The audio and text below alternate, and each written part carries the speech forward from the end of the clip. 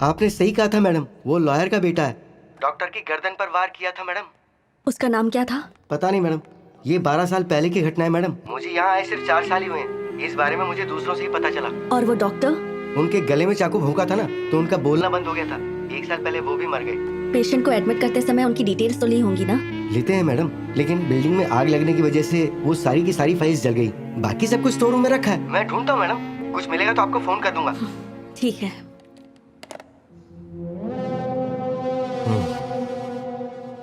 इतना काफी है। हाँ बोल। मैं बहुत परेशान हूँ सारथी, कुछ समझ में नहीं आ रहा है। अरे मैं तेरा ही काम कर रहा हूँ। एक सुराग मिला है मुझे, थोड़ा टाइम लगेगा, मैं बाद में फोन करता हूँ।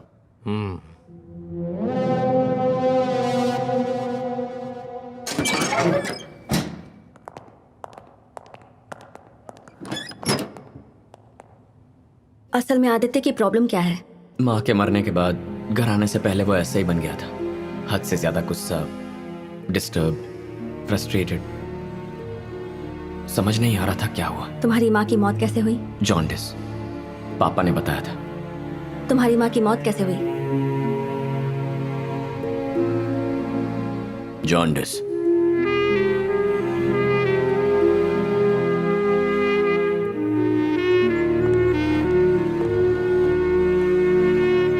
झूठ बोल रहा है ये। उसकी माँ की मौत के सच के बारे में सिद्धार्थ नहीं जानता, पर आदित्य को पता है। लड़का जवान हो रहा है और वो गैर मर्दों से पैसे कमा रही है। हमें क्या करना है? हाँ, मुझे तो तरस आता है। मम्मी, तुम भारती के बेटे हो ना? मैं और तुम्हारी मम्मी कोलीग्स हैं। क्लब में बेहोश होकर गिर गई थी तो उन्हें डॉक्टर से दवाई दिलवाई है। दवाइयाँ टेबल पर रखी हुई हैं। किसी चीज़ की ज़रूरत पड़े तो मुझे फ़ोन करना, ओके?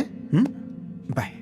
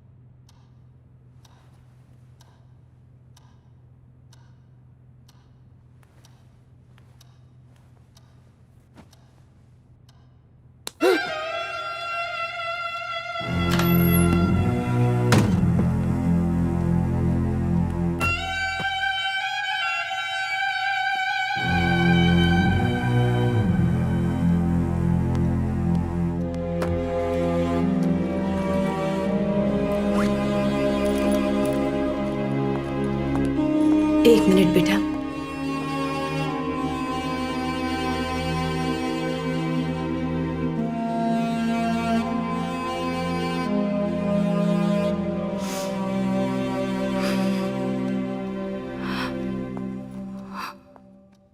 जैसा तुम सोच रहे हो वैसा बिल्कुल भी नहीं है। तुम्हारी माँ वैसी औरत नहीं है। मुझे तो गुस्सा द्वेष क्या होता है ये पता भी नहीं था। ऐसी फैमिली में पैदा हुई थी मैं। पापा को हमारी खुशी से ज्यादा इस बात की फिक्र रहती थी कि 4 लोग देखेंगे तो क्या कहेंगे। इन बातों से तंग आकर कहीं दूर जाने का फैसला कर लिया था मैंने, और तभी तुम्हारे पापा से मिली। मैंने घर छोड़ दिया, उनसे शादी कर ली। लेकिन एक पिंजरे से निकलकर दूसरे पिंजरे में कैद होने वाली थी। मुझे पता नहीं चला। वहां मैं अपने पापा से कोई सवाल नहीं कर पाई, और यहाँ तुम्हारे पापा कुछ पूछते थे तो मैं जवाब नहीं दे पाती थी। फिर तुम्हें लेकर मैं वहां से निकल गई, लेकिन मेरे अंदर छुपे एक सवाल ने मुझे धीरे धीरे तोड़ दिया था। दर्द और गुस्से ने कभी मेरा पीछा नहीं छोड़ा। औरत और मर्द का फर्क इंसान को तो पता है, लेकिन दर्द और गुस्से को नहीं पता। मेरी इस आदत ने मुझे बर्बाद कर दिया। कम से कम खेल में तो मैं नहीं हारूंगी, ऐसी ही उम्मीद रहती थी। पर पता नहीं कब मुझे इसका नशा होने लगा। पर मेरा बेटा आधी रात को उठकर चुपचाप दूसरे रूम में जाकर रोता है, और मैं मैं ही उसके रोने की वजह हूँ। पर बेटा, मेरे यहाँ होने का कारण मेरे पापा और तुम्हारे पापा ही हैं। लेकिन अब तुम्हारी जिम्मेदारी पूरी तरह से मुझ पर है।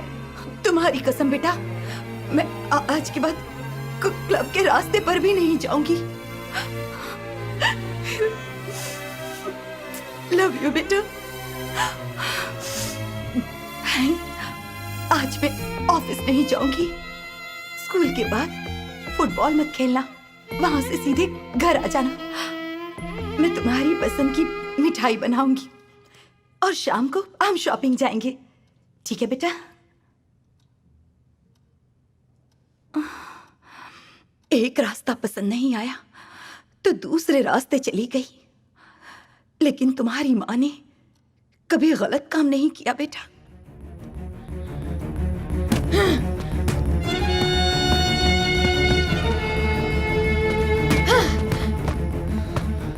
तुम्हें मेरी कसम है बेटा, तुम सीधे घर आओगे।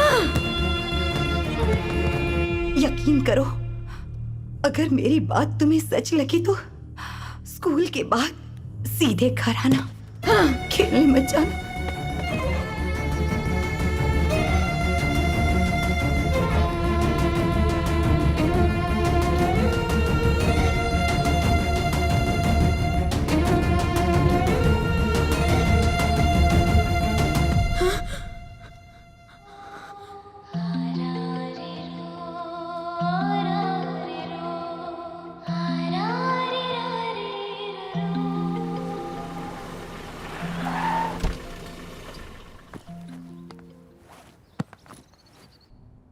माँ के मरने के बाद पापा आदित्य को हमारे घर लेकर आए। मेरे पास वो सब था जो उसके पास नहीं था। उसे ये देखकर इंफीरियोरिटी कॉम्प्लेक्स होने लगा।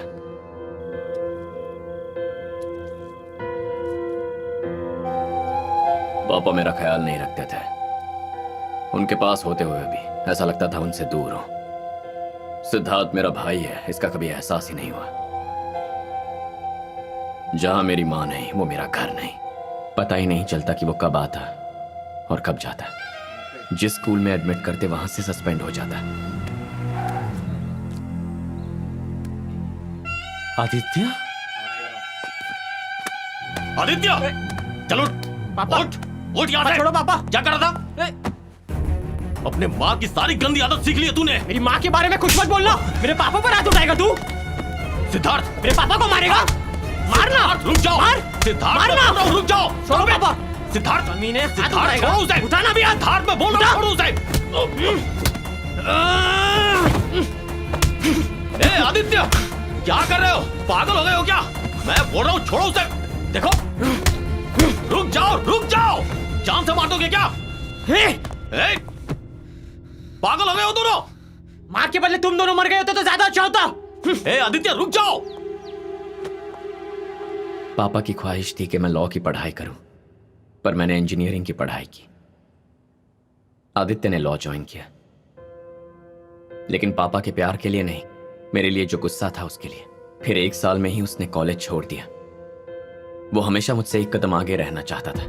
मुझे 3 लैंग्वेजेस आती हैं, उसने 6 लैंग्वेजेस सीख ली। जब पैसों की जरूरत पड़ती थी तो घर आकर खुद ही निकाल लेता था। जब मैं फाइनल ईयर में था तब पापा गुजर गए। उसके और मेरे बीच में जो आखिरी कनेक्शन था वो भी कट हो गया। उसकी लाइफ उसके, मैंने भी सोचा उसकी लाइफ उसकी, पर वो मुझे फॉलो कर रहा था। मुझे ये कुछ दिनों बाद पता चला।